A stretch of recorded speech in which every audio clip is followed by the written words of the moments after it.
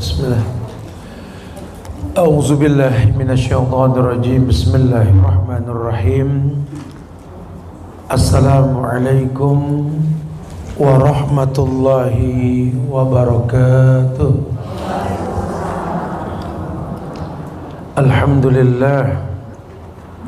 Alhamdulillahilladzi arsala rasulahu bil huda wad dinil haq liyuzhirahu 'ala ad-dini kulli wa kafa billahi shahida wa asyhadu an la ilaha illallah wahdahu la syarika lah wa asyhadu anna muhammadan abduhu wa rasuluh. Ya ayyuhalladzina amanu taqullaha haqqa tuqatih wa la tamutunna illa wa antum muslimun. Ya ayuhan nasu taqu rabbakumul ladzi khalaqakum min nafsin wahidah wa khalaqa minha zawjaha wa bassa minhuma rijalan katsiran wa nisaa'a wattaqullaha alladzi tasaaluna bihi wal arham innallaha kana 'alaikum raqiba.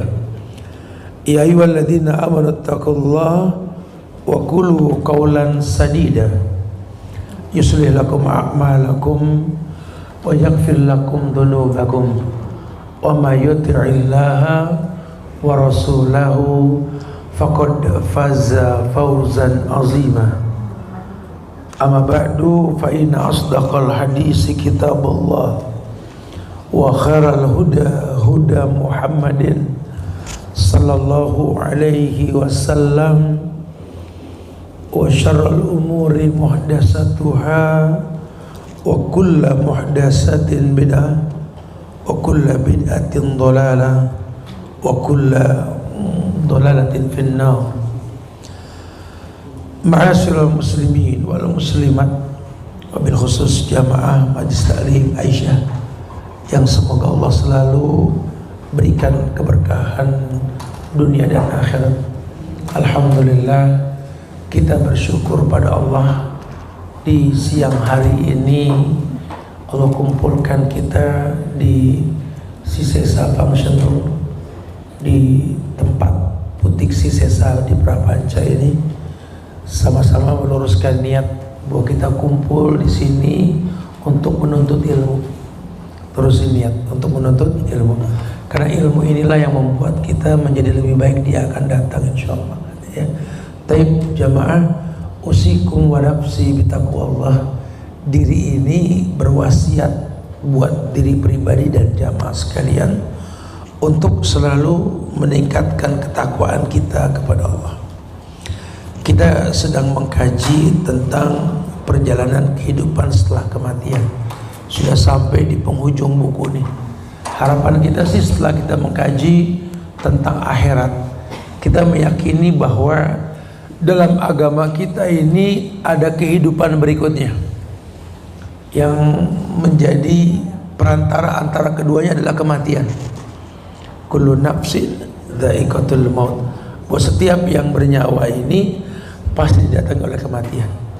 Nggak ada orang yang abadi, nggak ada. Ya, dunia ini fana, semuanya fana. Apapun di dunia ini fana, ya, kecuali Allah. Kecuali Allah. Makanya untuk sesuatu yang fana inilah kita mesti berilmu. Bagaimana caranya di hidup yang singkat ini kita bisa seperti orang yang bercocok tanam. Mayazra yahsud. Siapa yang nanam dia bakal manen ya. Kau tanam kebaikan di dunia, kau petik kemuliaan di akhirat nanti. Tapi kalau kau tanam keburukan, maka keburukanlah yang akan kau dapatkan di akhirat nanti. Nah, setelah kita mengerti dan bahas buku ini hingga mungkin kita usahakan bahasan terakhir ya, nanti akan datang kita pengen ngomong pintu-pintu rezeki. Ada kunci rezeki yang mesti kita pahami ya, dan nggak sulit. Agama ini mudah, karena untuk jadi orang kaya seperti yang kita pengen ini nggak perlu sekolah tinggi-tinggi. Bukan berarti nggak usah sekolah, bukan. Karena nggak ada hubungannya orang sekolah tinggi jadi kaya. Ada yang udah tinggi pun nggak kaya-kaya.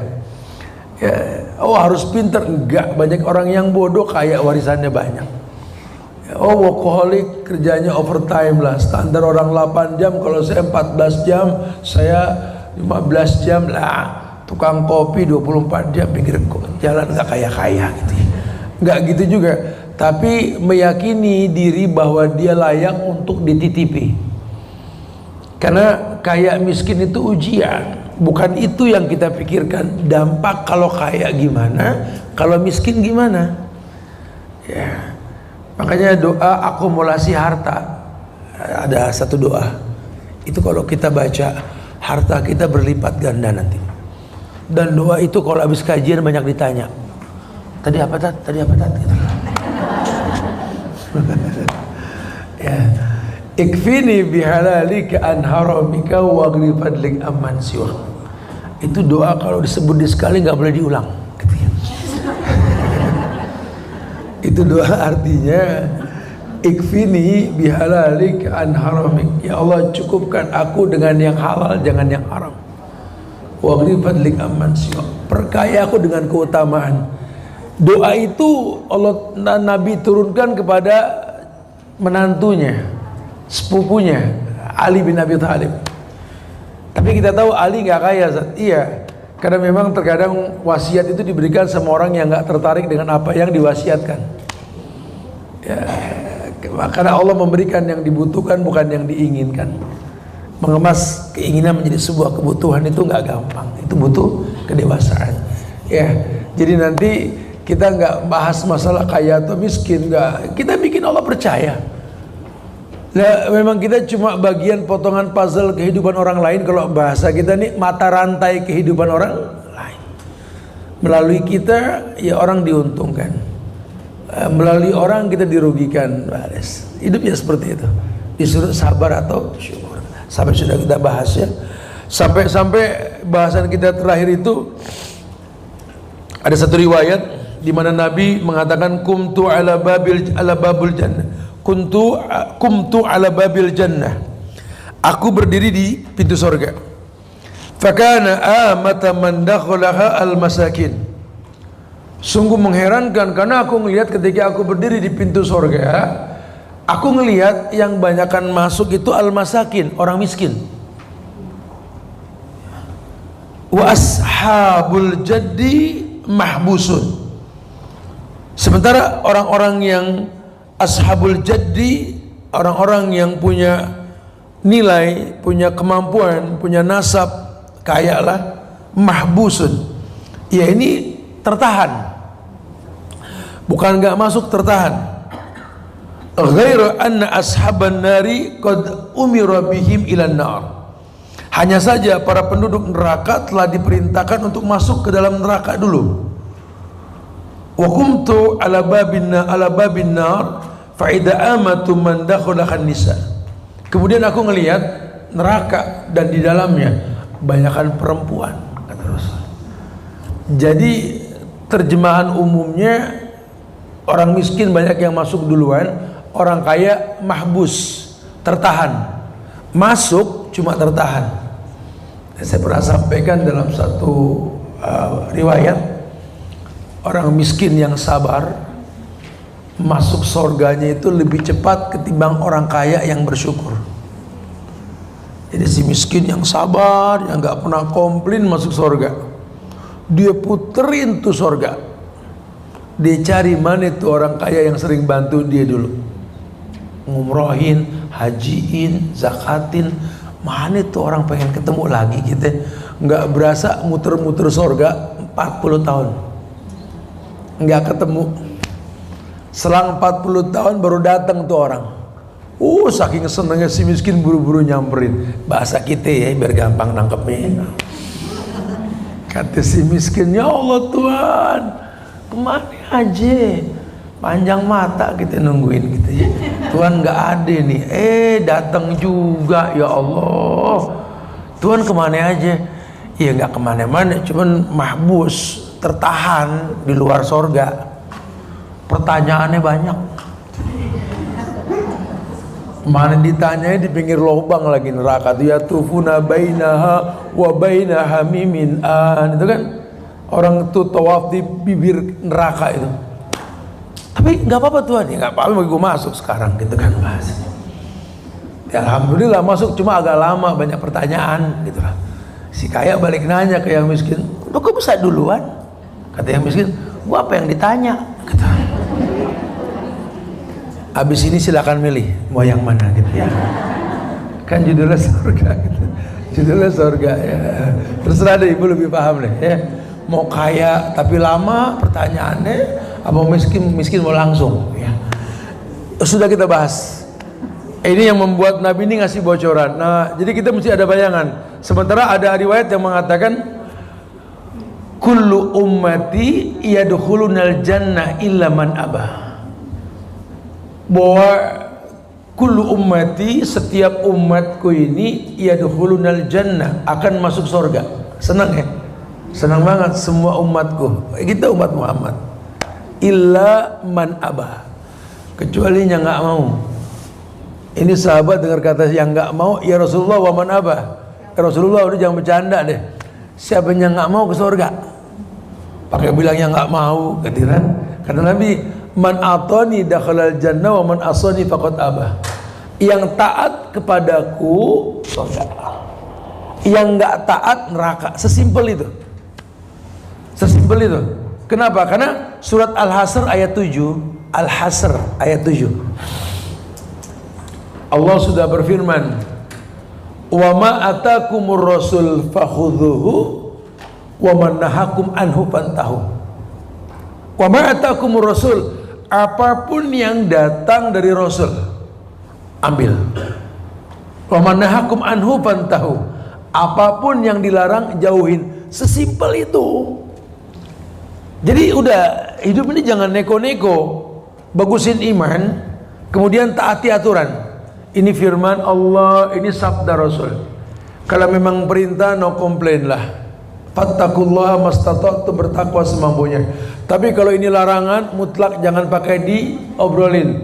Fajtanibuhu, jauhin. Manahaitukum an syai'in fajtanibuhu, apapun yang kularang, jauhkan. Wa ma amartukum bihi fa'tu minhu mastata'tum, apapun yang kuperintahkan, lakukan semampu kalian. Begitulah targetnya. Dan kita sudah bahas itu. Sehingga sekarang di ujung bahasan kita ini, kita pengen ngebahas tentang taman dan sungai di surga. Ini sih sudah kisi-kisi lah ya. Udah kalau di surga mah asal udah masuk surga, tat kagak ada sungai juga nggak apa-apa tat gitu. Biar kata nggak ada taman asal surga nggak apa-apa tat. Dapat di blok yang paling belakang, kapling paling belakang, nggak apa-apa, penting surga lah. Sampai ada yang bilang, tat saya sih tat kalau masalah surga tat emperannya juga alhamdulillah tat. Kena dingin-dingin dikit dari dalamnya gitu. Ya, tapi ya mesti dijelaskan bahwa surga itu ya memang ada sungai, ya. Dan di surga yang indah ini, ya, itu memiliki keindahan yang salah satunya adalah tajri min tahtihal anhar. Sering dengerin deh, surga itu ada sungai yang mengalir di bawahnya. Makanya setelah saya pindah ke Bogor, dia ada sungai. Enggak gitu lah ya. Saya bikin gazebo bawahnya sungai terus, dibilang surga, ya enggak lah, beda. Ya, tapi ya memang surga ada sungai yang mengalir. Kenapa? Karena turun ayat ini kan di Arab, yang semua orang Arab ngayal sungai. Ya, tapi bukan berarti kita orang Indonesia yang banyak sungai jadi nggak ngayal, bukan. Karena sungai di surga itu dijelaskan di sini. Wow, betul-betul indah sekali. Banyak riwayat yang menjelaskan tentang kondisi tersebut. Ya, bahwa dikatakan sungai di surga itu ada yang terbuat dari madu, ada yang dari anggur yang mahal, ada kalau di sini kan anggur dibikin mabuk ya jadi wine gitu ya. Di surga tuh nggak ada yang memabukkan sudah. Sungai di surga juga ada yang terbuat dari air susu, sungai susu madu dan khamar. Indahnya masya Allah. Jangan dipikirin tuh nggak ada semut pinggirannya, enggak gitu. Jangan suka samain surga dengan dunia, enggak. Ini yang enggak mungkin di dunia, di surga tuh mungkin kayak buah-buahan. Nabi bilang buah-buahannya sama dengan dunia, cuma ukurannya dan peruntukannya yang beda. Kalau di dunia kan ukurannya kita nggak bisa milih, ya. Kemudian nyari di sorga tuh kita belum ngayal. Duh, kalau ada mangga buahnya bisa dipetik, set nyamperin langsung ke Nabi. Apa namanya, rantingnya mendekati kita. Semuanya indah, semuanya serba besar, dan nggak membuat kita kenyang, tapi membuat kita nikmat. Karena memang nanti kalau sudah di sorga kita nggak ada buang hajat lagi. Nggak ada lagi orang yang berkeringat, ya mengeluarkan kotoran dari hidung dan telinga, nggak ada. Wallahi sudah selesai yang seperti itu. Makanya sorga itu isinya kenikmatan. Jadi kalau kita ngayalin rumahku sorgaku, kira-kira di rumah kita kenikmatan semua atau keributan? Itu yang mesti kita pikirin, ya. Jangan baiti jannati, isinya piring terbang, gitu ya. Janganlah, ya. Surga ini keindahan. Ya, dikatakan di bahasa buku ini bahwa surga itu yang terbersit adalah istana megah, perabotan mewah, emas permata, mutiara yang tersusun indah, ranjang empuk ditambah dengan indahnya bantal beraju sutra, pasangan yang tampan, istri yang cantik, para bidadari dalam kebahagiaan yang abadi. Ya, wallah, itu kelezatan di surga. Banyak diinformasikan dalam buku ini. Bahkan dalam Sahih Bukhari dikatakan bahwa Allah berfirman, aku telah persiapkan untuk hambaku yang saleh berbagai kenikmatan yang tak pernah dilihat oleh mata, mala ainun ra'at wala udhunun samiat wala khatar ala kulli qalbin bashar. Kupersiapkan buat hambaku yang saleh keindahan yang matanya belum pernah melihat, telinganya belum pernah mendengar tentang keindahan itu, bahkan hatinya pun gak pernah bisa menghayalkan. Mala ainun ra'at wala udhunun sami'at wala khatar ala kulli qalbin bashar. Hati belum bisa ngayalin. Sebutkan satu keindahan yang pernah kita hayalkan, surga lebih indah. Sebutkan satu fenomena panorama yang kita lihat indah, wallahi surga lebih indah. Sebutkan satu gemericik air di dunia yang paling merdu kau dengar. Karena kita kalau dengar air, gemericik air kan kayak gimana gitu ya. Masya Allah. Nanti kapan-kapan deh kita bisa kajian di Bogor nanti insya Allah, ya. Saya ada buatkan satu tempat kajian, ya. Di situ ada apa, dekat sungai yang derunya itu berasa banget. Ini pemandangan view-nya enak, ya. Sekali-kali lah kita kajian, ya. Di situ nanti kita bisa bahas kayak gini-ginian. Oh, begini aja udah indah. Gimana nanti yang lebih indah gitu loh. Kalau sudah begitu kan mentok dengan ayat apa? Fabi ayyi ala'i rabbikuma tukadziban. Ya Allah, nikmat Allah mana yang mesti saya dustai ini? Masih sempat duduk manis dengerin ceramah. Aduh, Masya Allah. Sementara di Palestina orang mesti ceramah sambil dengerin bom berdentum, peluru berdesing, rumah berantakan, masjid berantakan. Kita enggak. Teman-teman di Eropa sana, di beberapa negara-negara Eropa masih ketakutan pakai kerudung. Kita di sini aman, betul. Belum lagi di India sana, belum lagi. Oh, kita mah di Indonesia, Masya Allah. Fabi ayyi ala'i rabbikuma. Makanya kalau nggak dimanfaatin rugi. Ya, kesempatan berbuat baik itu semakin sedikit, gitulah. Kemudian juga dijelaskan bahwa banyak riwayat yang dijelaskan dalam ayat. Di surat An-Nisa ayat 57, surat Mursalat ayat 41, ada ayat, nanti bisa dilihat ya tentang ayat-ayat tersebut.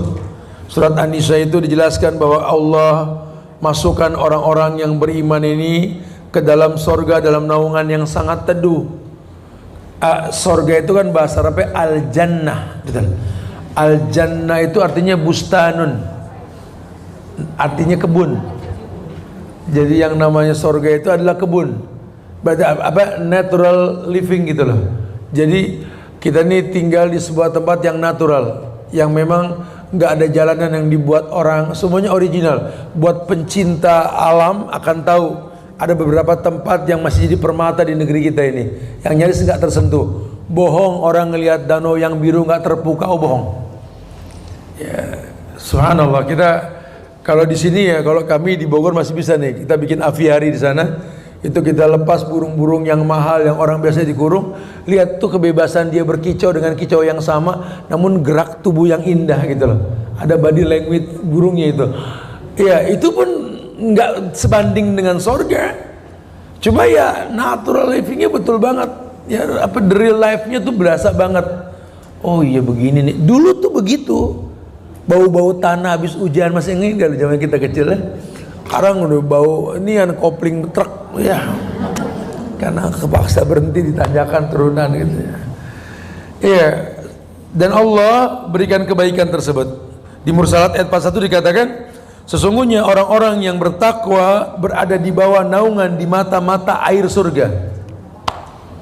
Ya, kalau di mata air asli, karena saya ini pencinta alam, saya suka hiking gundul dan sebagainya, tahu kondisi yang kayak begitu. Saya ingat saya sampai tahun 2002 itu ya, sebelum kecelakaan, sebelum kurang olahraga ini, itu ngayal tuh andai punya rumah kayak di gunung ini. Ini kita bikin sekarang suasana kayak gitu. Itu mata air itu kalau real keluar dari batang-batang bambu itu diminum langsung aja enak. Betul-betul memang nikmat, masya Allah. Nah, kebayang kita bayangin sorga ini nggak berbanding keindahan yang kita lihat. Sorga lebih indah. Semua orang suka, nggak ada yang nggak suka dengan natural. Semua orang suka, yang apa adanya itu suka banget, gitu ya. Bahkan dalam satu riwayat At-Tirmizi dalam sunannya, Nabi mengatakan tidak ada satu pohon pun di surga kecuali berbatang emas. Ya emas batangnya. Sekarang kita mikir deket deh gue potong tuh.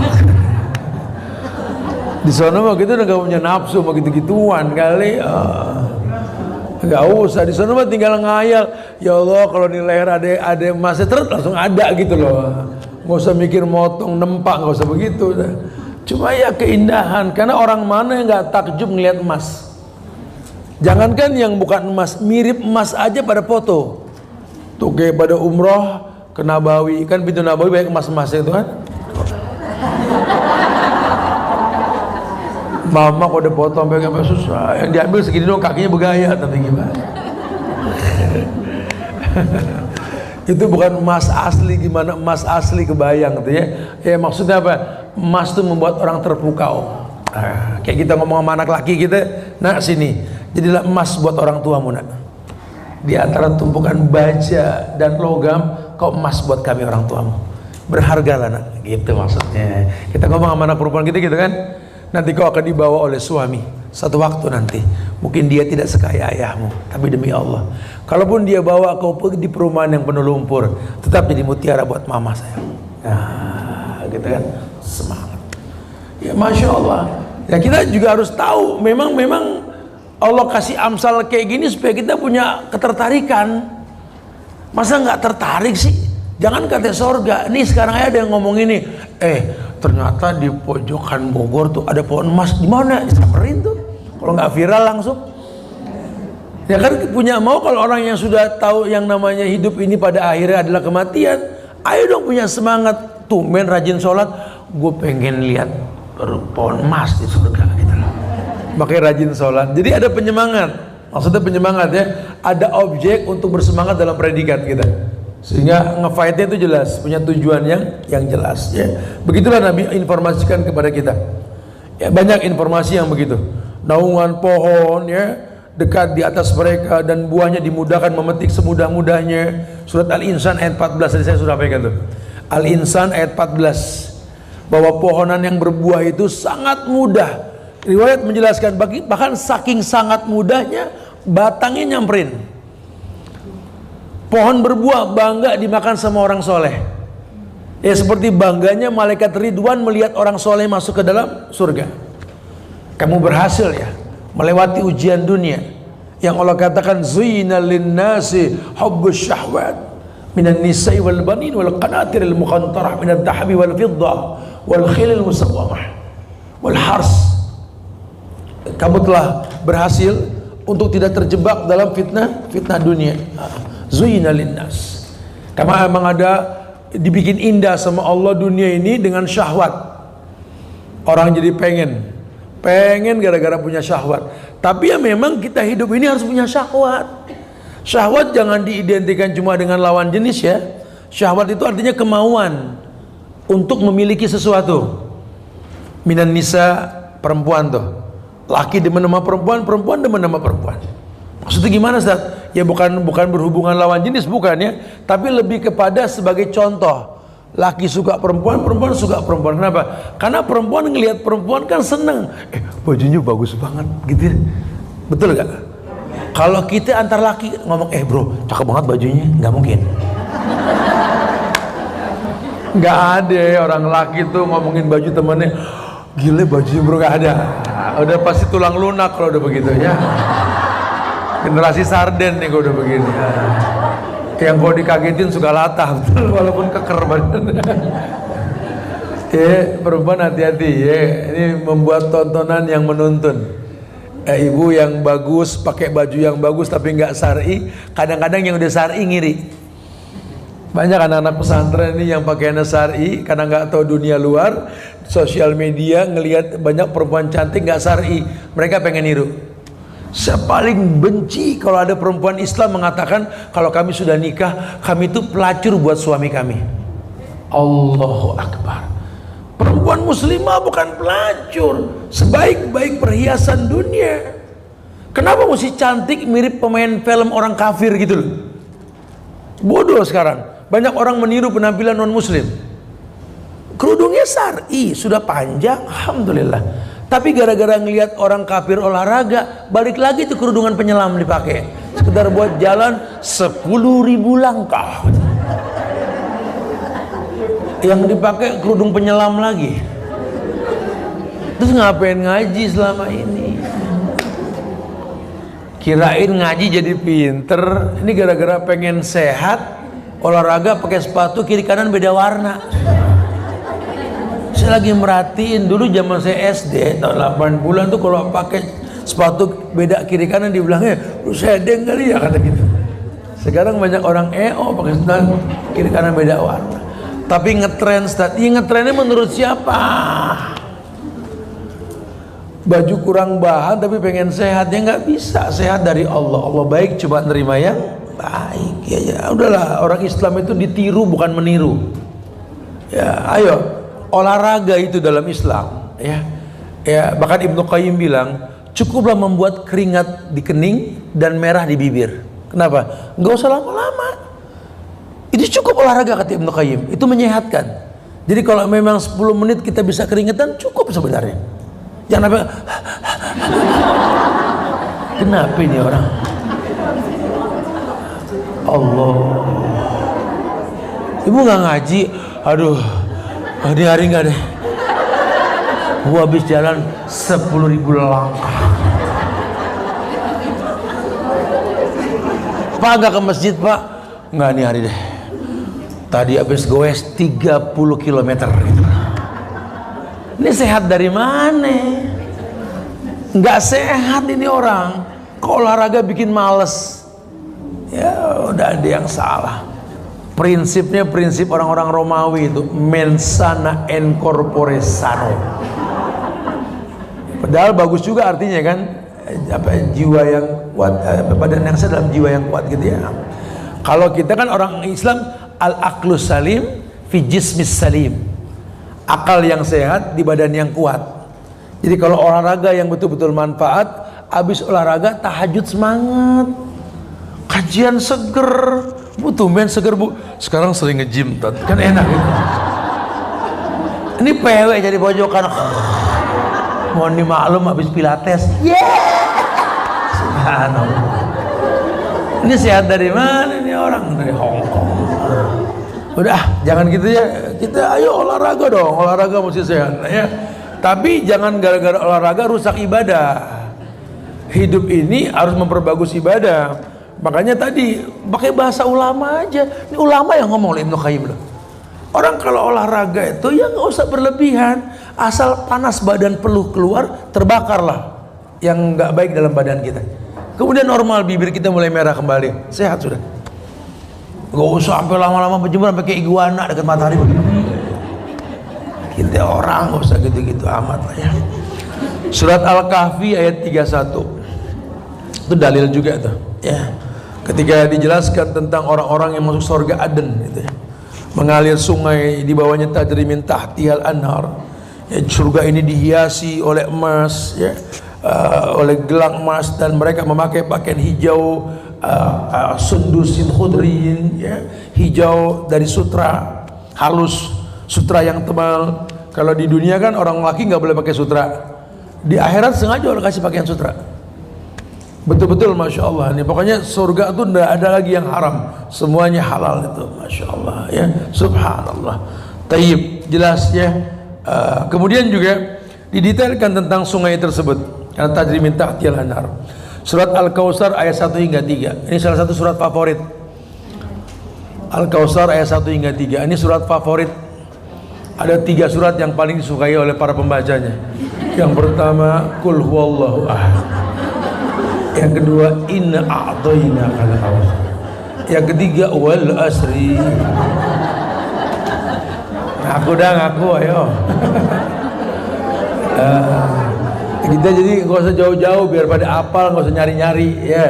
Dicontohinnya pakai Al-Kautsar ayat 1 hingga 3. Allah berfirman, Inna a'tainakal kautsar fasalli li rabbika wanhar inna syani'aka huwal Saya yakin apal semua. Artinya apa? Wallahu a'lam. Itu masalah kita selalu di situ. Banyak apal nggak paham arti.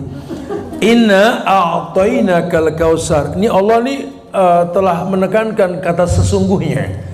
Sesungguhnya kami telah memberikan kepadamu Al-Kautsar. Jadi Al-Kautsar ini nama sungai, nama telaga, ada airnya. Al-Kautsar fasalli li rabbika wanhar. Maka dirikan salat ya, wanhar, dan sembelihlah. Artinya ada janji kamu bakal minum dari air telaga Al-Kautsar, telaga Rasul. Gimana cara minumnya? Fasalli, bagusin salat. Bagusin salat. Gimana salat dibilang bagus? Ketika sesuai dengan peruntukan. Apa peruntukannya? Salat tanha anil faksa wal munkar. Salat kamu itu mencegah perbuatan keji dan munkar. Bisa gak salat kamu ini membuat kamu gak berbuat keji dan munkar? Baru betul salatmu. Walaupun kelihatan serius, dimerem-meremin, ya, sampai dikaku-kakuin gitu ya. Tapi kalau habis sholat sama mertua ribut, sama orang tua kagak akur, ya nggak bener sholatnya. Nggak bener sholatnya. Sholat mah sholat, Allahu Akbar, diangkat jadi parlemen, orang parlemen korupsi, kagak bener sholatnya. Orang sholat itu nggak mungkin berbuat keji dan mungkar, ukurannya itu. Karena kalau gerak itu dicontohkan sudah. Banyak riwayat yang mengatakan tahrimuhu takbir wa tahliluhu salam. Salat ini dimulai dengan takbir, diakhiri dengan salam. Dan Nabi ajarkan 735 hadis yang sahih menyaksikan 1 rakaat salat. Kalau pada senang belajar, buka buku sifat salat Nabinya si Albani itu. Itu beliau mengatakan 1 rakaat. 1 rakaat itu berdiri, niat menghadap kiblat, takbir, baca Al-Fatihah, kemudian ruku, i'tidal, sujud, iftiras, sujud, tahiyat, assalamualaikum, 1 rakaat. Disaksikan 735 hadis yang sahih. Kebayang ya? Jadi ma'ruf sudah, transparan sudah. Cara takbir jelas, semua jelas gitu. Cuma kalau pengen sholat betul atau tidak, lihat efeknya. Efeknya gimana? Kamu masih menghalalkan nggak yang dilarang sama Allah? Kalau masih ada yang nggak betul tuh, mungkin gerak tubuhnya sudah betul, hubungan dengan Tuhannya nggak betul, ya. Atau sudah betul semua, ada talbis. Talbis itu terjadinya kolaborasi antara kebaikan dengan keburukan. Anda sholat masih makan riba, Anda sholat masih ribut sama saudara, Anda sholat masih nggak akur sama tetangga. Talbis itu namanya. Talbis itu kolaborasi. Bahasa kitanya ngadon, betul ya? Diadon. Kolaborasi, kecampur deh gitu ya. Kecampur. Ya kalau apa namanya, satu jenis kita bisa sebut namanya. Kalau sudah campur-campur ya kolak namanya, betul kan? Agama jangan ada talbis lah. Fasolli, salat kamu. Pakai fa bukan wa, cepat sholat. Pengen nggak minum di telaga Al-Kautsar? Pengen? Fasolli, sholat. Wanhar, dan nyembelih. Maksudnya apa? Idul Adha, ya, atau motong secara umum. Tidak ada orang motong kecuali dia sholat. Kemarin gimana tuh Idul Adha? Nyuruh tukang jagal sholat gak dia? Allahu a'lam. Nggak boleh orang motong nggak sholat tuh nggak boleh. Ya jadi kadang-kadang kita kok Idul Adha korban tiap tahun tapi malah jadi korban gitu loh. Karena ternyata banyak yang nggak betul korbannya itu. Inna syani'aka huwal abtar, sesungguhnya orang yang membenci kamu itu terputus. Jadi nggak usah takut kalau kamu memang targetnya surga, sholat, menyembelih, ibadah semua. Nanti ada yang nggak suka sama kamu, tenang, terputus dia. La yadurrukum man dhalla idza tadaitum, tidak ada yang berbahaya kalau Allah sudah jaga kita, insya Allah. Ya nggak ada keburukan sama sekali, masya Allah. Ya, Al-Kautsar secara bahasa etimologinya artinya kebaikan yang melimpah. Ya, banyak kebaikan yang melimpah. Tapi kata Abdullah bin Abbas dan Ikrimah dan sahabat lainnya Sa'id bin Jubair bahwa mereka meyakini bahwa yang namanya makna Al-Kautsar ini lebih kepada kenikmatan yang memang Allah bentuk dalam bentuk sungai atau telaga yang diberikan sama Rasul, yang kalau nanti umat Muhammad masuk surga dan ketika dia minum maka dia tidak mungkin haus lama-lamanya. Kenapa mesti kaitan dengan minum Ustaz nggak haus? Karena di padang mahsyar itu matahari sejengkal. Ya nggak usah sejengkal kayak sekarang musim panas saja kita haus saja hawanya, dehidrasi. Ya. Apalagi nanti di sana, maka kita butuh telaga Al-Kautsar tersebut. Kemudian dijelaskanlah bahwa ketika ditanya oleh para sahabat tentang Al-Kautsar, para sahabat mengatakan Allah dan Rasul lebih mengetahui. Beliau bersabda begini, sesungguhnya Al-Kautsar adalah sebuah sungai yang telah dijanjikan oleh Tuhanku. Di dalamnya terdapat kebaikan yang sangat banyak, yaitu telaga yang kelak dilewati oleh umatku pada hari kiamat nanti. Bejana-bejananya sebanyak bintang di langit. Tiba-tiba ada hamba yang terhalangi darinya. Aku pun berkata, duhai Tuhanku, sesungguhnya dia termasuk umatku. Maka dikatakan, sesungguhnya engkau tidak mengetahui apa yang telah dia lakukan sepeninggalan kamu. Maksudnya bagaimana Ustaz? Ya tadi dia nggak sholat, dia nggak menyembelih dengan benar. Makanya kalau memang pengen target sorga, ada cara. Target Al-Kautsar ada cara. Cara itulah yang Allah katakan, walaqad ba'asna fi kulli ummatin rasulan an i'budullaha wajtanibut taghut.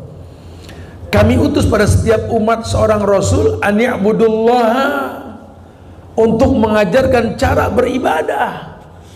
Ya jangan dibikin-bikin, pengen ke surga kok berbuat bid'ah. Bid'ah itu apa Ustaz? Semua ritual ibadah yang dikatakan ibadah tapi Nabi nggak contohin, nggak boleh. Ya, hukum asal ibadah itu haram sampai datang contoh. Makanya Nabi bilang kullu bid'ah dhalalah, setiap bid'ah itu sesat. Wa kullu dhalalatin finnar, dan setiap yang sesat di neraka. Itu Nabi yang bilang. Kalau gitu tugas kita apa? Menghindari diri dari yang namanya bid'ah. Ayo, caranya bagaimana Ustaz? Belajar untuk dengan dalil dalam semua hal. Yuk kita sholat, tapi dalilnya mana? Oh Rasul. Kenapa subuh 2 rakaat? Karena Rasulullah yusalli salat al-fajr rakaatain. Karena Nabi sholat subuh 2 rakaat. Kenapa mesti sholat zuhur asar 4 rakaat? Wa kana Nabi yusalli salat az-zuhr 4 rakaat, dan seterusnya. Nabi yang nyontohin, kita contohin. Ya lihatlah bagaimana Nabi baca Al-Quran, ikuti cara Nabi, dan nanti ketemu dalilnya semua.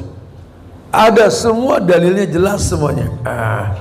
Ya jangan sampai terjebak dalam keburukan. Surat Muhammad ayat 9, Allah berfirman, dzalika bi annahum karihu yansurukum anzalallahu fa ahbatu a'malahum. Yang demikian itu adalah karena sesungguhnya mereka benci kepada apa yang diturunkan oleh Allah dalam Al-Quran. Ya. Lalu Allah menghapus pahala amalan mereka.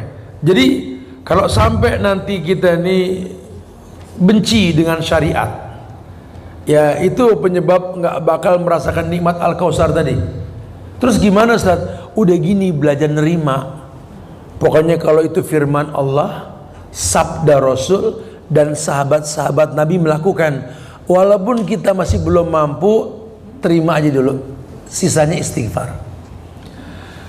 Iya sih betul, Allah sudah berfirman, Nabi sudah bersabda, ya Allah, tapi memang astagfirullah, saya belum mampu ya Allah, astagfirullah. Mending begitu, jangan menentang ya, karena agama ini asik. Ketika dikatakan fattaqullaha mastata'tum, bertakwalah semampunya. Agama ini jangan dipaksakan. La ikraha fid din, tidak ada paksaan dalam beragama. Gimana supaya agama nggak terpaksa? Berilmu tentang agama. Jadi kalau kita sudah tahu manfaat sholat, ya tenang hati karena sholat, nggak usah disuruh, kita yang nunggu azan. Kalau kita tahu manfaat puasa, nggak usah diingetin. Nanti kita yang bakal cari kapan ada puasa lagi selain Ramadan. Karena tahu kenikmatan. Itu orang-orang yang udah matang manfaat. Jangan dipaksa lelaki ini, perempuan ini menikah. Nanti kalau udah matang juga dia pengen, asal dia tahu manfaat nikah apa. Agama bukan paksaan. Ya, sekedar diingatkan. Sekedar diingatkan. Karena nggak ada yang menjamin umurmu sampai besok. Idza amsayta fala tantazir sabah wa idza asbahta fala tantaziril masa. Kalau kau ada di sore hari, jangan tunggu pagi untuk berbuat baik. Pun di pagi hari, jangan tunggu sore untuk berbuat baik. Fastabiqul, gitu ya. Jadi kita ke anak di rumah, kita nyuruh sholat, ya makin ngeyel, makin capek. Mendingan jelasin sama anak tentang manfaat sholat. Sisanya pertontonkan kita yang sudah sholat. Nggak usah ngomong ke anak, nak kamu sholat, lihat orang yang udah sholat, look at us. Nggak usah gitu ya, nggak usah gitu-gitu banget gitu ya. Kita tinggal pertontonkan aja bahwa kita orang tua yang udah sholat jadi baik, lembut, good looking atau apalah ya, sehingga anak lihat, iya ya, mama papa ya Allah jadi bersih, rapi, lebih lembut tutur katanya, qaribin hayyin sahlin. Bohong anak nggak pengen. Temen kita aja ngelihat kita hijrah berubah, bohong kalau dia nggak mau niru kita. Asal perubahannya real ya, yang memang kita pertontonkan. Orang makin dekat sama agama kan makin lembut. Tapi hari ini banyak orang yang hijrah berubah lebih baik, malah keras dengan temannya. Ya gimana temennya mau tertarik? Lu sholat lo kayak dia, ogo banget gitu. Kenapa? Dia mah mendingan waktu belum sholat baik gitu. Sekarang galak gitu. Ya hati-hati ya, kadang-kadang kita nggak berasa membuat tontonan yang menuntut. Taib itu surga ya, berkait dengan Al-Kausarnya. Kemudian yang berikutnya yakni penjelasan tentang hidangan dan pasar di surga. Ya. Hidangan dan pasar di surga. Bahwa memang di surga ini Allah jelaskan makanan manusia di dunia ini permisalan untuk dunia itu sendiri. Jadi di sorga juga sama, makanan kita ya makanan di dunia, cuma ya kesempurnaannya jelas nggak sama. Ya, kesempurnaan jelas nggak sama. Banyak riwayat yang menjelaskan ini. Ketika pernah datang sekelompok orang ke Rasul nih, beliau bertanya kepada mereka, apakah kalian memiliki makanan? Ya. Jawab mereka karena Nabi yang minta, nggak bilang enggak. Apakah kalian memiliki minuman? Ya, mereka jawab ke Rasul. Mereka pun menjawab dengan jawaban yang sama. Ya, kemudian kalian menyusunnya dengan rapi? Mereka jawab ya. Kata Nabi, kalian menghidangkannya? Iya. Rasul mengatakan sesungguhnya akhir dari kedua makanan minuman seperti akhir dunia. Kalian bangkit ke belakang rumah kalian, lalu memegang hidung kalian karena bau busuknya. Kamu tahu gak, enak gak makanan dunia? Enak gak minumannya? Tapi itu semua bakal membuat kalian lompat ke belakang rumah kalian, akan membuangnya dengan bau busuk. Tapi kalau di akhirat nanti tidak. Kebayang gak? Enggak, ya memang belum nyampe, ini butuh iman. Gimana orang minum, orang makan gak buang hajat? Ya di surga mah mungkin.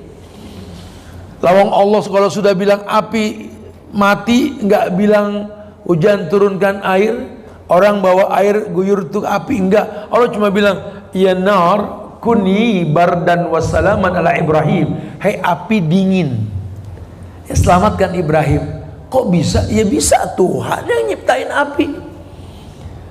Ya, sama dengan di sorga nanti, udah kalian nggak disibukkan dengan sesuatu yang sia-sia.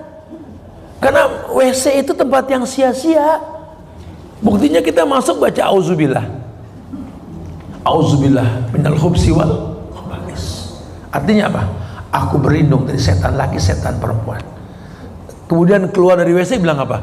Ghufranak. Artinya apa? Ampunin aku. Gitu. Ampunin kan? Ngapain kok minta ampun coba? Ayo ngapain tuh? Ada yang scroll handphone ini bawa handphone ke WC, astagfirullahaladzim. Norak ini orang, senorak-noraknya orang itu. Ke kamar mandi bawa handphone, wallahi senorak-noraknya orang itu. Doa yang dia baca auzubillahi minal khubsi wal khaba'is itu menandakan itu tempat setan laki, setan perempuan. Suruh cepet-cepet. Karena kita nggak boleh nyebut nama Allah dalam WC. Makanya keluar minta ampun ya Allah, kenapa lupa sama Tuhan sebentar. Dalam tanda kurung, di WC nggak boleh lama-lama. Sekarang mah dibikin nyaman WC, sampai betah. Kacanya pakai filter, sampai cakep kayaknya mau. Oh, WC sekarang mah bagusan WC sama masjid kadang-kadang. Lebih awet orang di WC ketimbang di tempat ibadah, begitu ya. Makanya Nabi pakai bahasa di belakang. Dan ciri orang dulu itu kalau bikin WC pasti di luar rumah. Berasa rumah-rumah orang tua gitu kan, WC-nya semua di luar.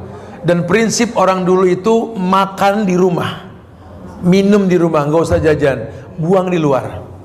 Sekarang makan di luar, buang di rumah, betul. Beda ya. Akhirnya memang begitu, memang kondisinya. Ya, alasannya meminimalisir tempat.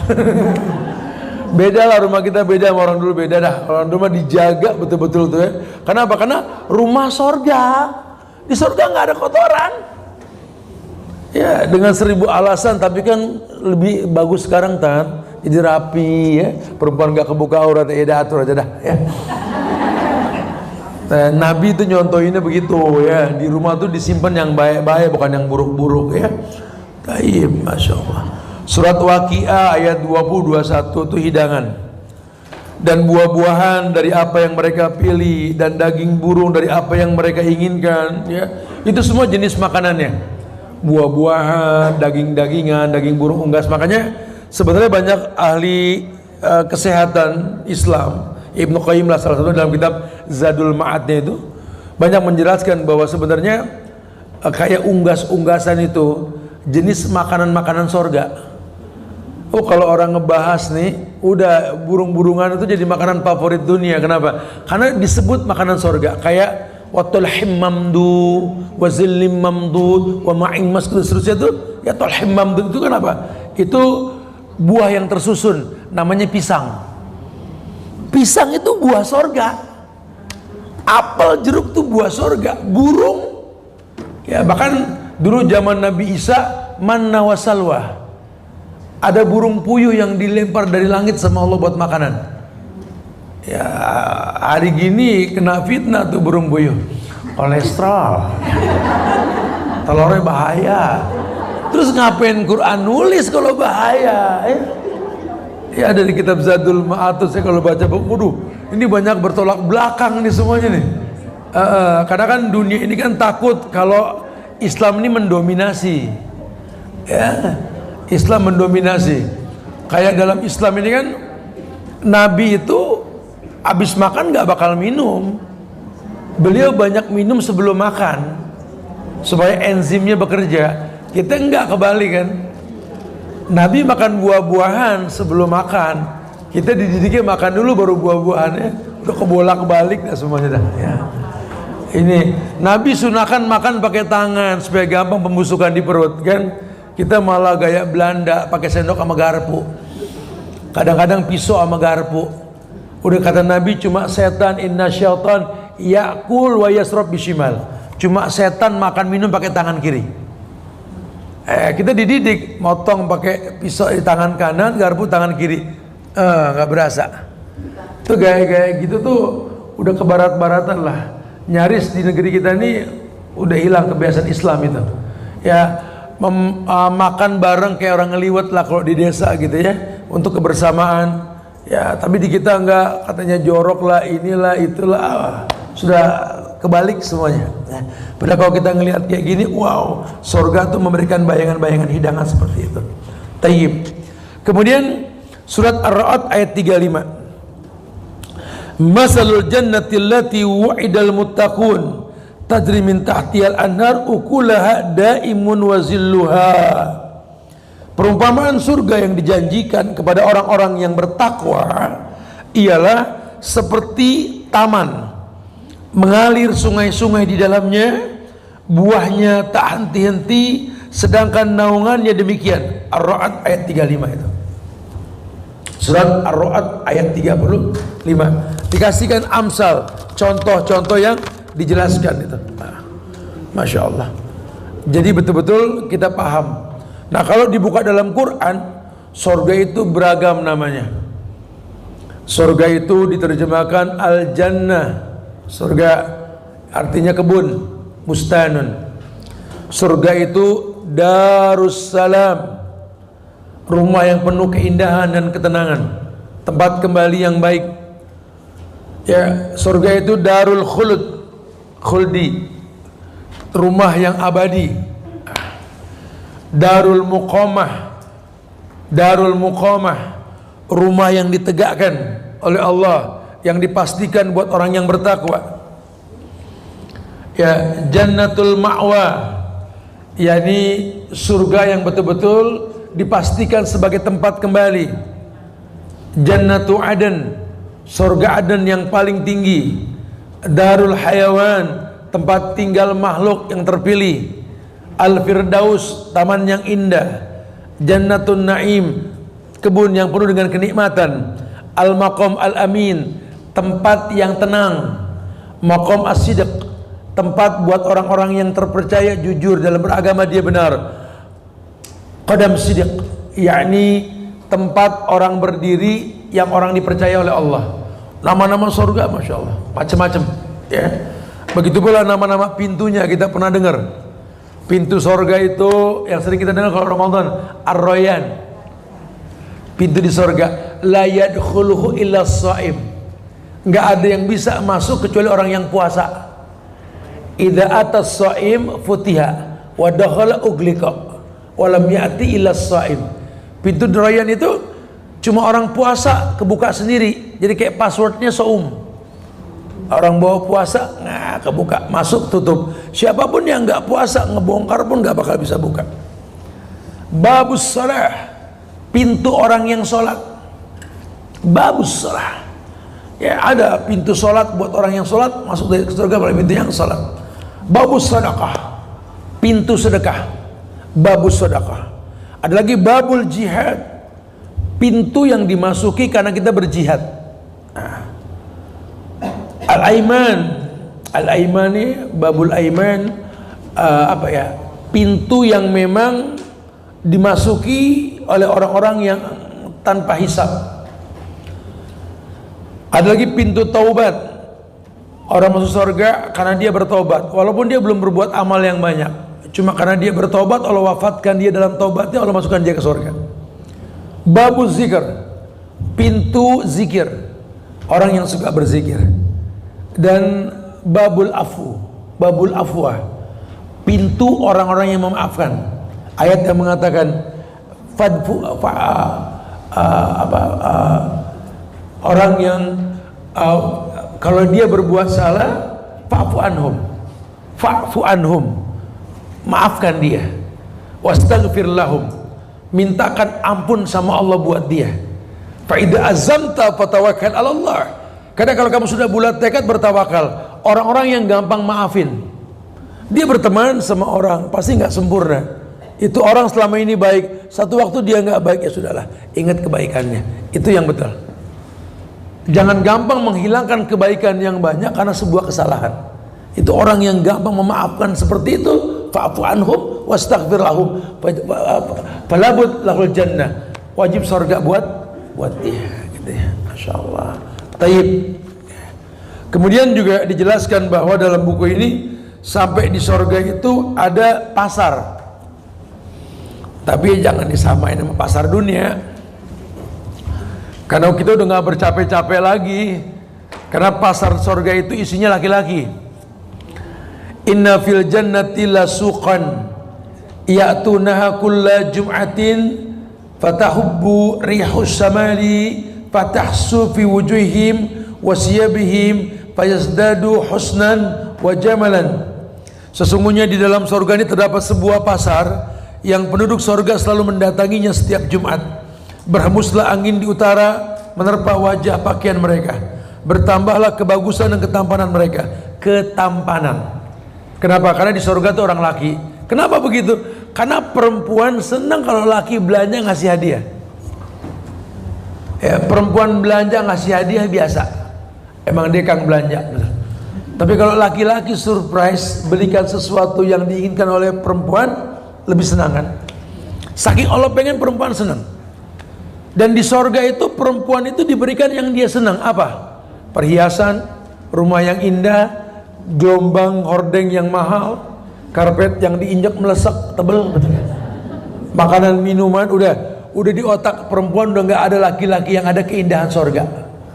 Ya, seperti itu hilanglah syahwat perempuan buat laki-laki. Ya, kalaupun dia menginginkan laki-laki diberikan kenikmatan yang berlebihan, tapi lebih kepada keindahan. Sampai-sampai saking Allah pengen bikin senang tuh perempuan di sorga, laki yang menuhin pasar. Dan di pasar itu ada angin yang berhembus. Setiap itu angin menerpa wajah laki-laki jadi cakep, jadi muda lagi. Tiap pulang bawa sesuatu, di perempuan senang, yang dibawain senang. Apa yang dibawa itu membuat senang. Seperti itu di sorga. Masya Allah. Kemudian fayarji'una ila ahlihim wa qad izdadu husnan wa jamalan fayaqulu lahum ahluhum wallahi laqad izdadtum ba'dana husnan wa jamalan fayaqulun wa antum wallahi laqad izdadtum ba'dana husnan wa jamalan. Bertambah bagus dan tampan mereka. Kemudian mereka pulang kepada keluarga mereka dalam keadaan lebih bagus dan lebih tampan. Maka keluarga mereka mengatakan, demi Allah kalian bertambah bagus dan tampan setelah meninggalkan kami. Mereka menjawab, demi Allah demikian pula kalian telah bertambah cantik dan jelita. Sebenarnya dalam sih maknanya ini. Ya, artinya laki-laki bisa gak belikan sesuatu buat perempuan dalam kondisi senang ketika membelikannya. Ya. Sehingga nanti ketika kamu bawa ke rumah dengan senang karena merasa mampu beli yang dibutuhkan. Laki yang sejati kayak gitu. Anak minta, istri minta, dia akan cari, kemudian dia bisa lihat. Dia lupa capeknya itu nyari duit. Dia lupa berteman dengan maut, bersahabat dengan terik, kena debu, kena kerikil, dia lupa. Sampai apal merek ban truk di pinggir motor dia gitu loh. Dia lupa. Pulang, lihat ayah bawa apa sayang. Senang. Dan yang dikasih pun gitu loh. Jadi dia senang bawa tuh hadiah, mampu beli, yang dikasih senang. Lebih ke sana maknanya. Semua senang. Makanya dikatakan tahadu tahabu, saling memberi hadiah timbulnya sayang, timbulnya cinta. Ya dalam semua hal sih, nggak cuma pasangan lah, ke temen, ke orang tua, ke siapapun. Kalau untuk menghilangkan kebencian diantara kita, ya rumusnya satu, tahadu tahabu, saling memberi hadiah timbulnya sayang dan cinta. Nah itu semua membuat bidadari di surga itu sibuk. Sering dengar kata bidadari ya di surga ya. Nah perempuan dunia itu bukan jadi bidadari, tetap jadi perempuan. Bahkan Nabi mengatakan bahwa wanita soleha itulah yang bakal memimpin bidadari surga. Kan saya pernah bilang sama jamaah, kalau pencemburu nih paling nggak demen kalau dengar surga itu katanya laki-laki yang diuntungin mulu, tidak bidadari mulu dijanjinya. Kita kalau zolim sama suami tidur dalam keadaan marah, semua bidadari surga melaknat kita. Pernah dengar gitu ya? Dan ditambah lagi sama riwayat yang mengatakan katanya laki-laki itu nanti di surga dikasih satu bantal. Di bantal itu ada 70 bidadari. Saya panas kalau dengarnya. Nggak demen namanya hadis.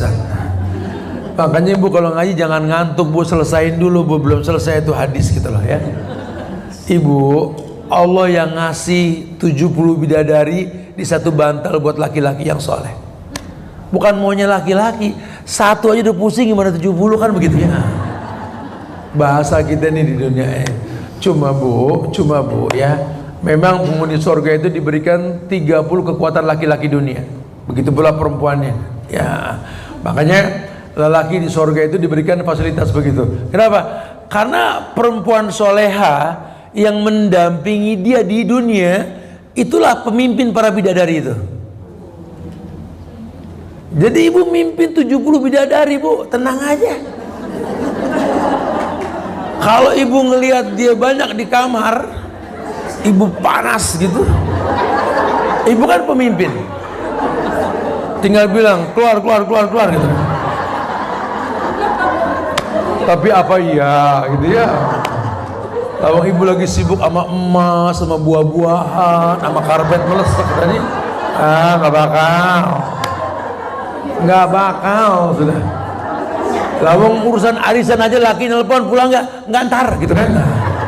Itu baru arisan, belum emas, belum buah-buahan, belum karpet melesek tadi tuh.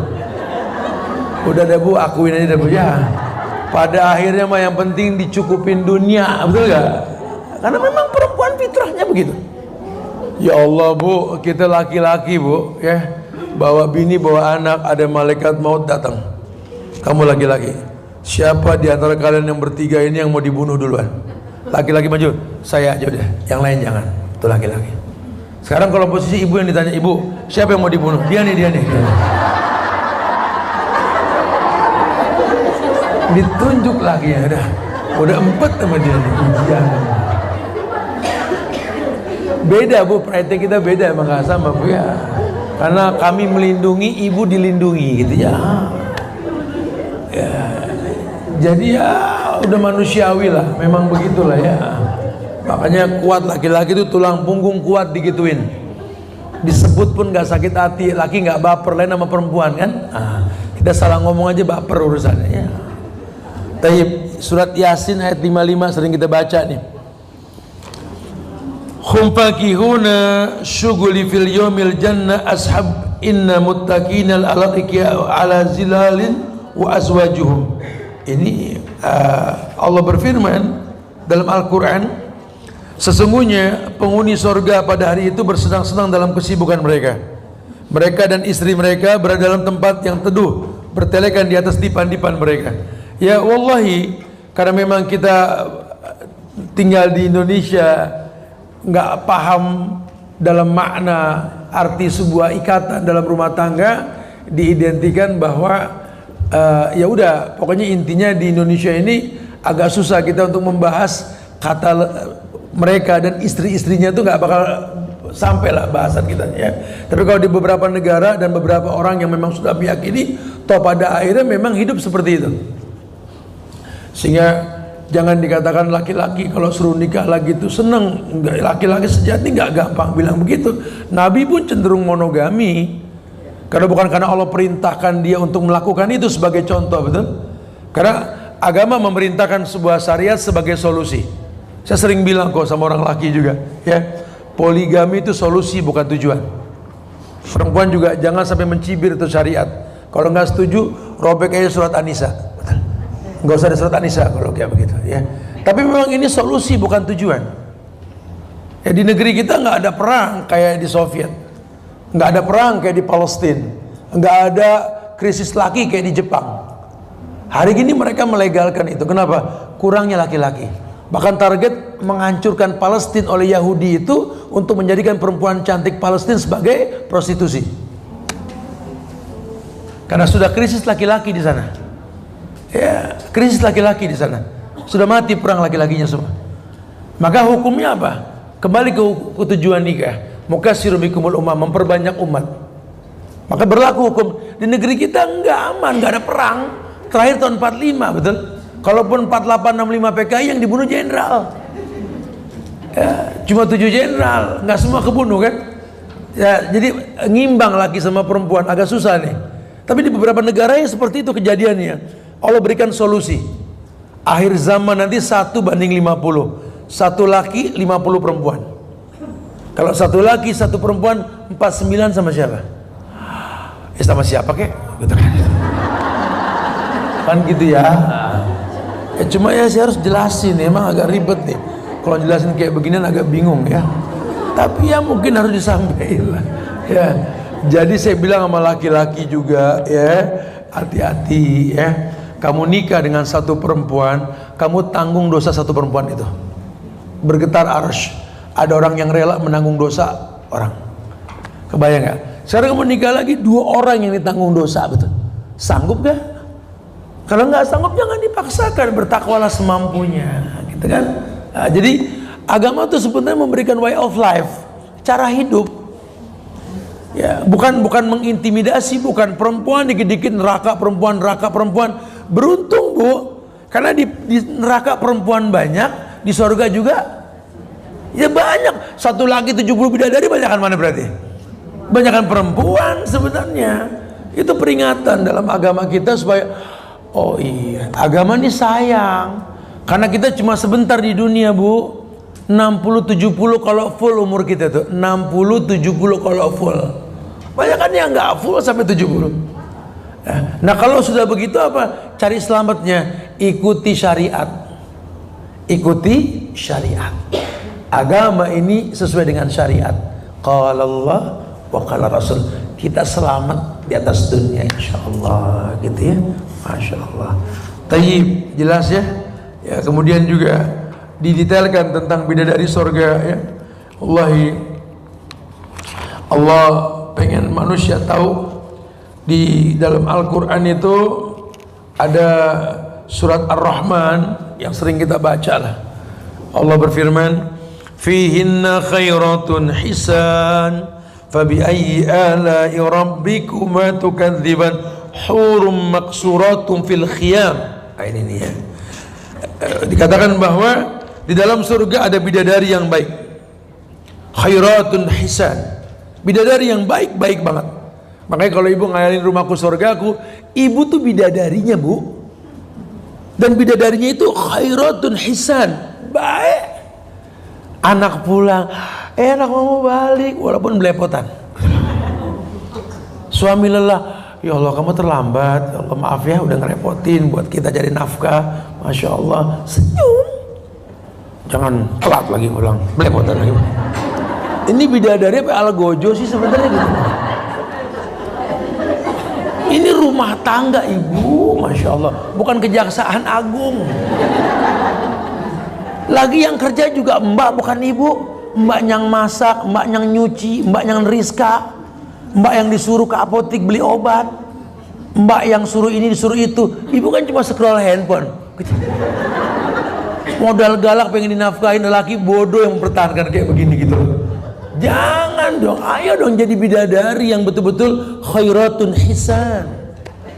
Ibu yang bilang baiti jannat itu perempuan yang ngomong, bukan laki-laki. Nabi nggak pernah ngomong begitu. Baiti jannat itu Aisyah. Ya sekarang jadi majelis taklim Aisyah. Itu Aisyah yang ngomong gitu. Kata Aisyah baiti jannati, Nabi nggak pernah ngomong. Berarti perempuan yang menghayalkan rumah seperti sorga, betul? Sekarang kalau ibu yang ngayalin sorga, ngapain ibu yang jadi ngerusak sorga? Kadang-kadang bidadarinya hilang, ada di rumah. Di sorga kosong kemana bidadarinya? Lagi jalan 10.000 langkah gitu. Pada kemana nih bidadari? Pakai sarang walet, kosong banget. Lagi tawaf di mall. Lagi hunting si Saleh 50, Saleh 30. Sel ya. Hurun maksuratun fil khiyam. Ya, yakni bidadari yang jelita, putih, bersih dipingit dalam rumah. Tuh perempuan tuh gitu. Laki-laki suruh paham. Biarin kita yang capek berangkat pagi bareng kang sayur, pulang malam bareng kampret, nggak apa-apa. Kita cuma butuh sabun 1 botol kecil, odol sama sikat gigi. Ibu banyak botol di kamar mandi. Biarin nggak apa-apa. Kita yang capek banting tulang pada ngilu, ya. Kita cuma butuh sendal 1 sama sepatu. Ibu sendal bererot, betul. Baju banyak, biarin. Emang betul, karena hurun maksuratum fil khiyam. Kalian tuh bidadari yang putih, bersih, rapi, ya, dalam sebuah tempat yang terlindungi. Bahkan perempuan tuh bak mutiara dalam cangkang. Kita laki-laki cangkang terkena lumpur, tetap yang diambil mutiara, bukan cangkangnya, betul? Nah, memang begitu, memang seperti itu. Maka bilang, fabi'ayyi ala'i rabbikuma tukadziban. Nikmat Allah mana yang kalian dustai? Kalian gak usah capek, kalian tulang rusuk bukan tulang punggung, kalian terjaga, terlindungi, terfasilitasi, kalian aurat yang dijaga untuk melayani. Khalas, no complain. Kalian nikah ditanggung dosa, ya Allah enaknya bukan main dah. Kalian kita laki-laki dari kecil diomelin sama mak kita, diomelin mulu. Di sekolahin, disetrap mulu sama guru gitu. Aduh, udah lulus suruh nyari kerja keluar, udah dapat suruh bagi orang rumah, udah mati nanti ditanya di kuburan lagi, di neraka tanggung dosa. Kalau bisa ganti pengen jadi perempuan kita, Bu. Ya, ini kalau kita hitung-hitungan ya, aduh berat Bu jadi laki Bu, masya Allah Bu ya. Tapi udahlah, memang udah fitrahnya kita begini. Kita jadi orang yang bangga bisa ngasih. Tolong berterima kasihlah ketika dibagi. Jadi orang yang syukur, nikmat ya, masya Allah. Jelas ini bidadari sorga. Bisa dilihat tuh di Ar-Rahman tuh. Ya, perempuan-perempuan sorga ini masya Allah ya. Kemudian dikatakan di sini, lam yatmishunna insun qablahum wala jan. Ini bidadari saking cantiknya, nggak pernah disenggol sama orang, bahkan jin aja nggak pernah nyenggol. Makin terlindungi perempuan sebagai aurat tadi, makin baik. Ya, ya Allah, perempuan terjaga sudah. Nggak boleh sembarangan orang nyentuh. Dulu orang-orang Inggris ketika memfitnah dakwah sunnah dibilang Wahabi, mereka mencibir. Apa perempuan kalian ini tidak boleh disentuh, nggak boleh diajak salaman? Ya, sekarang kami balik tanya, boleh gak kita sembarangan salaman sama ratu situ? Ratu Inggris? Oh enggak, sama, perempuan Islam pun sama, lebih dari ratu kalian. Enggak gampang tersentuh, enggak gampang terkontaminasi dunia. Begitulah agama. Nah, tapi ya karena mungkin enggak paham sampai ke sana, yang ada sekarang aurat sengaja dipertontonkan. Aurat diumbar, bahkan sampai aurat berlenggak-lenggok di atas panggung, udah kayak monyet keri. Ya, nggak malu. Aurat dia terlindungi, bahannya khusus, sabunnya khusus, perawatannya khusus. Terbuka pun kita malu, betul? Ya. Makanya ada yang bilang, Ustadz, kalau kita sudah tua, tat, nggak apa-apa kali kalau nggak ketutup. Ya Bu, namanya aurat, biar peot tutup Bu. Gitu. Tetap aurat, betul? Timbulin malu dong, ya. Jempol kaki yang jelek aja Bu suruh tutup, betul? Kenapa? Karena aurat. Apalagi yang lebih bagus dari jempol kaki, kan gitu. Ayo dong, ini agama bijak sekali loh, mengingat perempuan terjaga tentunya. Nah, itu semua merupakan kenikmatan tertinggi buat penduduk surga. Ya, tamat hadal kitab, selesai sudah buku ini insyaallah ya. Mudah-mudahan manfaat. Silakan yang mau ditanyakan. Akhiru da'wana alhamdulillahi rabbil alamin.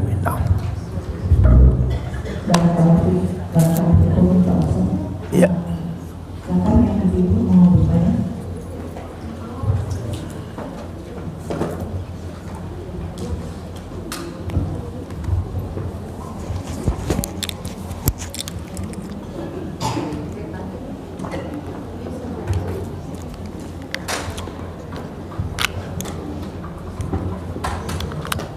Bismillahirrahmanirrahim. Assalamualaikum warahmatullahi wabarakatuh. Waalaikumsalam Ibu ya. Tentang puasa misalnya, kan yang puasa tertinggi itu puasa Daud ya Pak? Sunnah ya? Ya, sunnah puasa Daud itu kan Jika kita berpuasa Senin, Selasanya berarti kita nggak puasa ya? Iya. Ya, lalu Sehari puasa, sehari enggak. Apakah boleh Kamisnya kita puasa lagi, Ustaz? Terima kasih. Baik, barakallahu fiik. Naam. Ya, puasa Daud itu puasa saudaraku Daud kata Nabi. Jadi level puasa yang pertama Ayaumul Bid, puasa 3 hari. Level kedua Senin Kemis 8 kali. Ya, dalam sebulan 8 karena sepekan 2 Senin sama Kemis, berarti 4 minggu 8. Kemudian yang tertinggi itu ini puasa Daud, sehari puasa sehari enggak. Ya memang puasa Daud itu puasa yang enggak terputus. Jadi kalau sampai dia terputus ya niat lagi untuk puasa Daud ya. Ya terserah dia mau forever begitu. Tapi ingat sunnah. Ingatnya sunnah nih. Jangan semangat ngamalinnya yang wajib berantakan. Ibu gara-gara puasa Daud nggak masak, anak mama nggak masak mah, mama puasa Daud. Gitu. Haram untuk puasa. Suami manggil, ya Allah Pak, aku puasa Daud, nggak boleh. Karena sunnah nggak mengalahkan yang wajib. Ya, saya Senin Kemis Ayaumul Bid sama. Tapi kalau mereka memang gugur, ya udah niat lagi aja, nggak apa-apa. Tapi ingat ya, sunnah. Karena perempuan agak susah. Ada breaknya, siklus bulanannya ya, nggak bisa full. Illa kecuali yang sudah menefus, masih bisa full gitu ya. Wallahu a'lam bishawab. Nah, makanya puasa Daud, ya puasa laki-laki bukan puasa perempuan. Ya, jadi kalau perempuan ya dimaklumi, kalau dia nggak bisa lanjut, niat lagi nanti. Wallahu a'lam. Nah, fadhol silakan yang lain. Nah.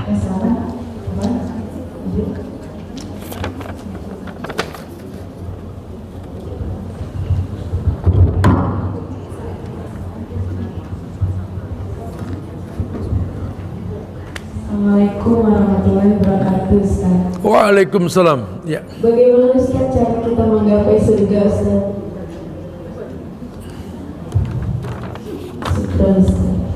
Bagaimana cara kita menggapai surga? Udah bagaimananya udah berapa kali pertemuan gitu ya? Yang kita pelajari ini bagian dari bagaimana menggapai surga sebenarnya. Kan di awal tadi Ustaz kasih kisi-kisi Bu ya. Bahasan kita tentang apa namanya perjalanan kehidupan setelah kematian ini, harapan kita setelah bahas buku ini kita punya semangat buat menggapai surga Bu. Ya, dijelaskan tadi berapa pintu surga. Ya, ada Ar-Rayyan, Babus Sholat, Sodako, Jihad, Aiman, Taubat, Zikir, dan Al-Afu.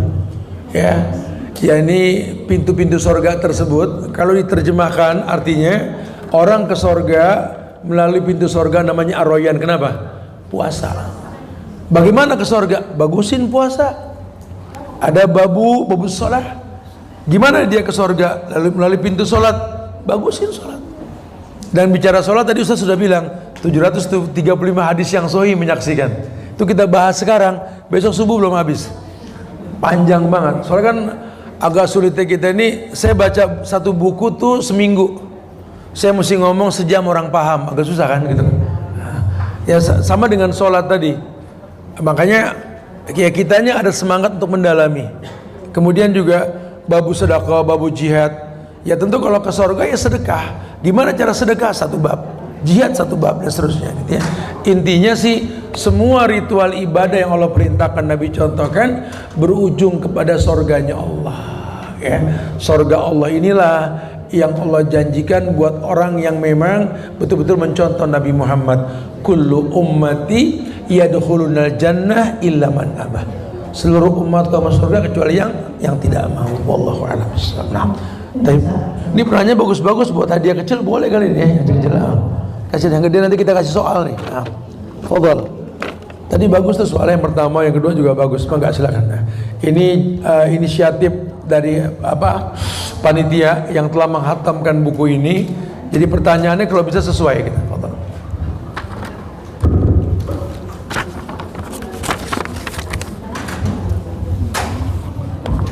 Assalamualaikum Ustaz. Waalaikumsalam warahmatullahi wabarakatuh. Aku mau nanya untuk ini bukan anak-anak yang perempuan masih pada kerja dengan alasan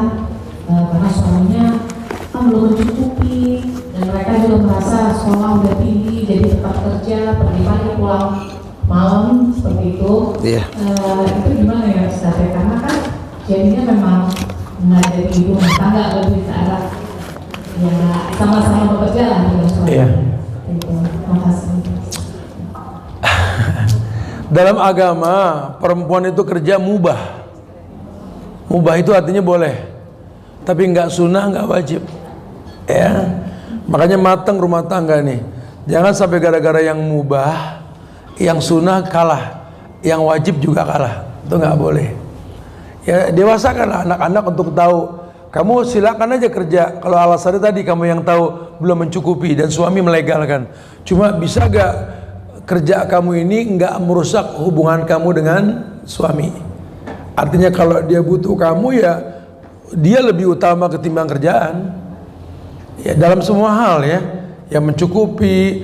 Apa sih istilahnya kalau orang suka bilang, jagalah mata suamimu dengan kau berdandan di hadapannya, ya. Jagalah telinganya dengan kau berkata lembut dengannya. Jagalah perutnya, ya ini buatlah makanan yang memang dia butuhkan. Jangan sampai ketiga itu dia dapatkan di luar. Gara-gara istrinya kerja sibuk, sampai lelaki nggak bisa menahan matanya, telinganya, bahkan orang lain yang memasakkan makanannya. Jangan gitu ya. Diingetin. Islam nggak melarang. Salah satu yang membuat Nabi senang sama Khadijah apa? Dia pengusaha lintas negara. Di zamannya ya Nabi itu banyak gadis yang suka sama Nabi. Wow, lelaki tampan setelah Yusuf itu ya Nabi. Lelaki kaya setelah Sulaiman ya Nabi Muhammad. Kenapa dia pilih janda? Khadijah janda 2 kali loh. Nabi suami yang ketiga, punya anak lagi Khadijah dari lelaki yang sebelumnya. Itulah. Subhanallah. Emang nggak ada gadis? Bukan masalah itu. Nabi cari pendamping hidup, bukan pelampias syahwat. Ya, Khadijah meninggal, yang dia nikahin juga janda. Siapa namanya? Saudah. Pendek, gemuk, cuma pintar masak, sopnya terkenal.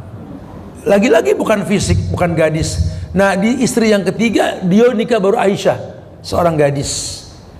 Ya, artinya nikah itu bukan itu tujuannya.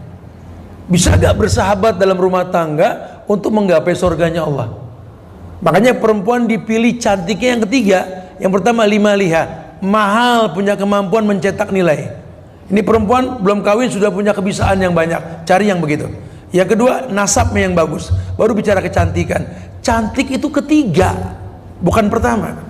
Baru fasbar bidatidin, agama. Tujuan apa? Laki yang ngedidik agama. Betapa ringannya agama ini. Ya, itu tujuannya. Makanya ya ingetin aja anak-anaknya supaya kalian ini tidak keluar dari fungsi kalian sebagai perempuan. Yang pertama, kalian baju buat suami kalian. Kalian itu ladang buat suami kalian. Kalian itu sekolah buat anak-anak kalian. Dan kalian itu cermin buat anak kalian. Mar'ah, mir'ah itu cermin. Ya, kalau kamu bisa terusin kerja nggak apa-apa ya. Nabi nikah sama Khadijah. Khadijah pengusaha lintas negara. Bahkan dagangan Khadijah sampai ke Syam. Syam tahu, Maghribi, Palestina, Yordan itu Syam. Dia di Mekah, dagangannya sampai ke sono. Di zaman belum ada kereta, pesawat, kapal belum ada. Tapi sampai dagangannya sampai. Cerdasnya Khadijah. Dan Nabi salut sama Khadijah apa? Beliau berbisnis tidak pernah keluar rumah sendiri. Selamanya sama Maisyarah. Ya pembantunya.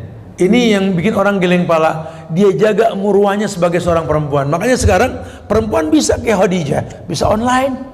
Di rumah nggak susah. Ngapain keluar? Apa yang kau cari di luar? Emang ada mayat bawa SHM, sertifikat rumah? Kan nggak ada. Emang ada mayat bawa BPKB sama STNK? Yang kita miliki bakal kita tinggalin. Ayo cerdas-cerdas. Cari selamat, cari pasangan yang bawa kita ke sorga. Jadi orang yang pengen dibawa ke sorga. Jangan terlalu hubbud dunia. Sebentar lagi bu, malaikat maut pasti datang ke kita. Sebentar lagi. Jangan salah paham dalam masalah kayak ginian. Allahu a'lam. Nah, Fadal, ada lagi? Iya silakan ibu. Belum di on ini. Ustaz, boleh nggak saya bertanya? Saya punya anak laki-laki cuma 1 dan sudah cukup dewasa. Iya. Apakah boleh saya mengingatkan atau mungkin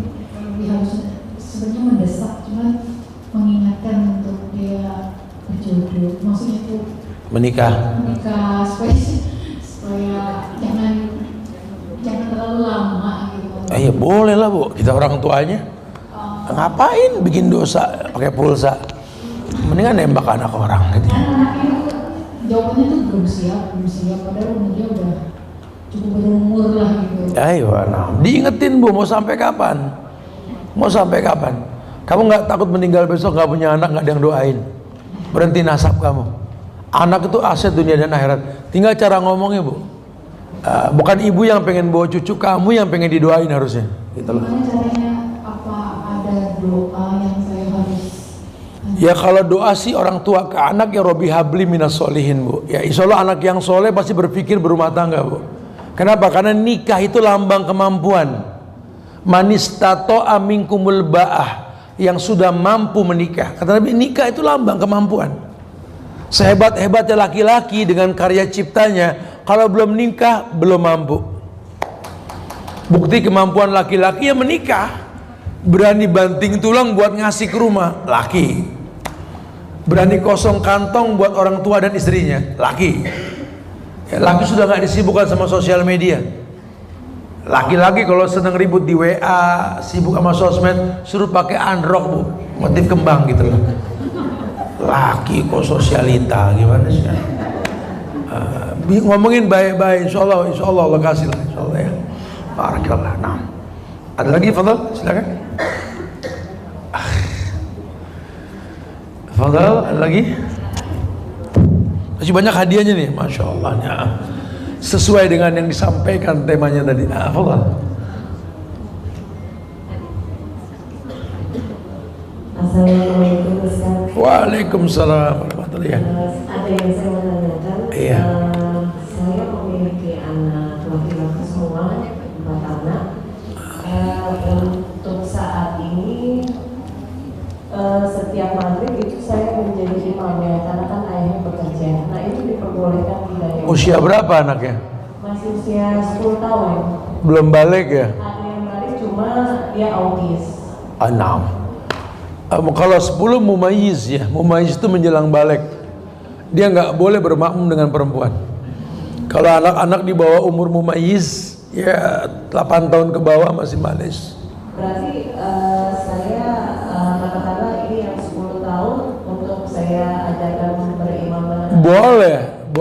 Tapi saya harus sholat sendiri gitu Ustaz. 6. Atau didik nilai anak laki kita ke masjid. Harus. Salah satu penyebab LGBT ketika anak lelaki nggak terdidik untuk sholat berjamaah. Cengennya munfarid. Didik dia untuk bergaul. Ya kalau bisa ke masjid, kalau enggak ya di lingkungan yang berjamaah kita. Mimpin sebagai laki-laki. Ya, hari gini banyak orang laki ngegampangin masalah sholat. Padahal karakter laki-laki dibentuk ketika dia melangkah ke tempat ibadah. Didik insya Allah. Ya. Berarti saya juga masih gitu ya? Iya.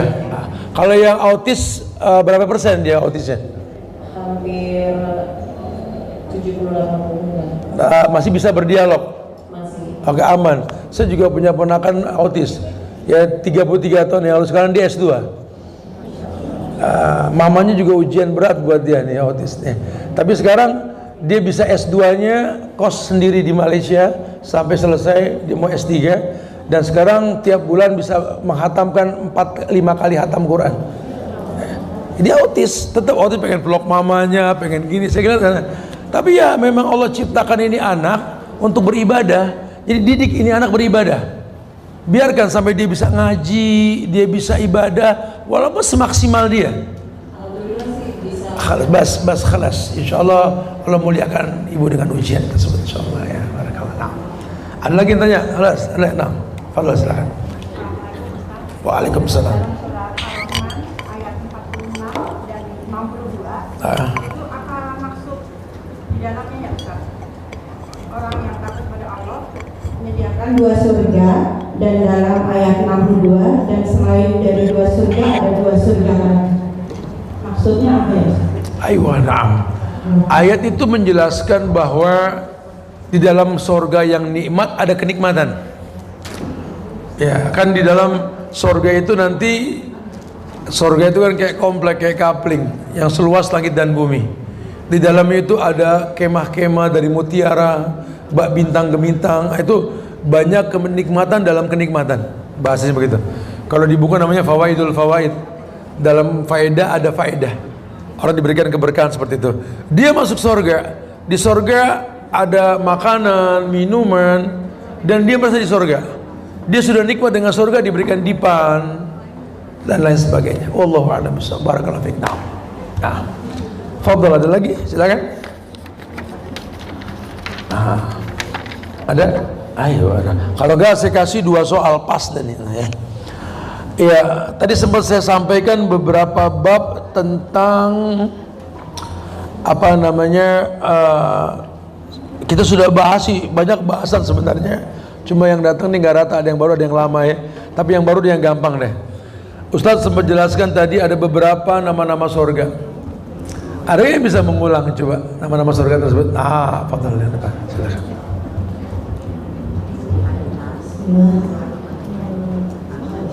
Naam. Naam. Naam.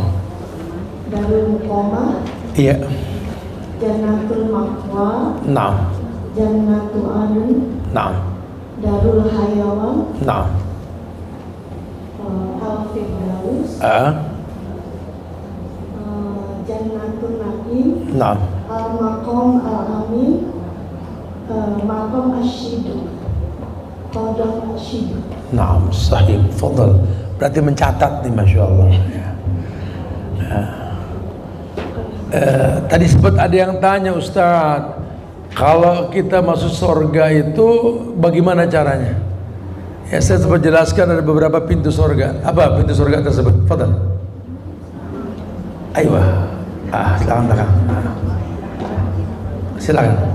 Pintu puasa, pintu sedekah, pintu zikir, pintu tobat, pintu ahli jihad, sama pintu memaafkan dan mendoakan.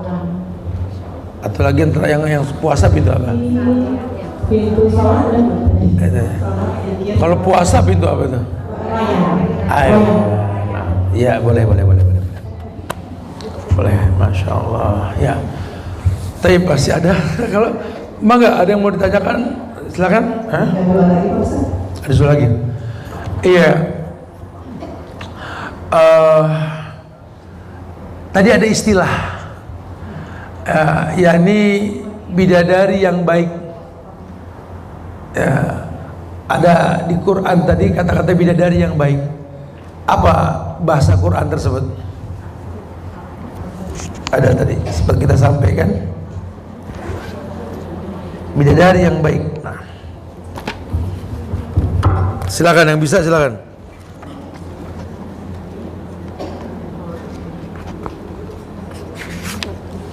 Di surat Ar-Rahman tadi.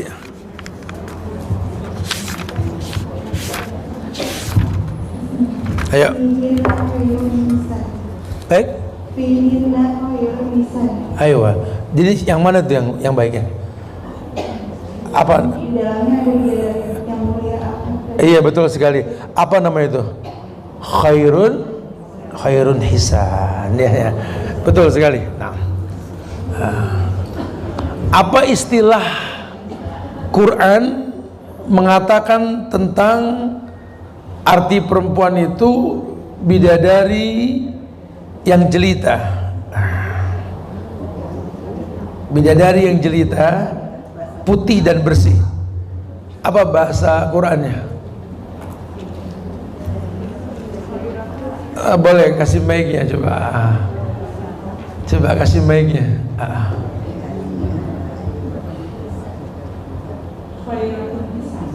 Bukan. Tadi kan sudah ada kan, fihinna khairatun hisan fa bi ayyi ala'i rabbikuma tukadziban. Apa tuh? Apa tuh? Ayo tuh angkat tangan coba tuh. Ayo. Apa? Ini angkat coba.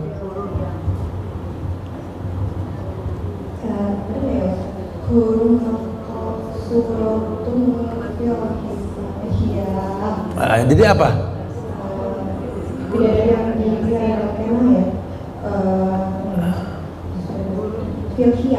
Ayo, bukan filqiyam, hurun maksurat. Itu hurun maksurat di situ bidadari yang putih jelita. Oke. Masih ada satu lagi, kelas. Terakhir sudah. Kelas ya, tayyib, masya Allah, alhamdulillah. Ya. Semoga Ustaz dan keluarga dan semuanya hadir selalu menyampaikan yang berdoa dan selalu disini dan manusia.